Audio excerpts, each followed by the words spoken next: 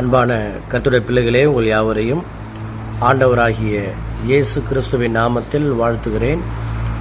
அடியார்கள் இம்மட்டுமாய் இலங்கை தேசத்தில் யாழ்ப்பாணம் பகுதியில் ஒரு 3 நாளளவும் தங்கி ஆண்டவருடைய ஊழியத்தை நிறைவேற்ற ஆண்டவர் கிருபை செய்தார்.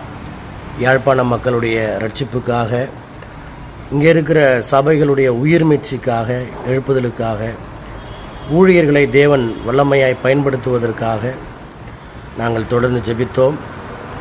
நீங்களும் உங்களுடைய ஜெபங்களில் யாழ்ப்பாணம் இலங்கையை நினைவில் கொள்ளும்படி வேண்டுகிறோம். இங்கே இருக்கிற சபைகளுக்குள் ஆத்துமாக்களின் பெருக்கத்தை தேவன் தரும்படிக்கு ஜெபித்து கொள்ளுங்கள். இலங்கையில் இருக்கிற மக்கள் அதிகப்படியான விலைவாசியில் வாழ்ந்து கொண்டிருக்கிறதை நீங்கள் அறிவீர்கள். நம்ம தமிழ்நாட்டில், இந்தியாவில் ஒரு பொருள் வாங்கணுன்னா அதைவிட 2-3 மடங்கு விலைவாசி மட்டும் அதிகமாக இருக்கிறது.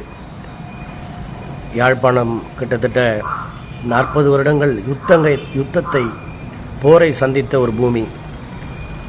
இன்னும் சமாதானம் நிறைவாக பெறவில்லை.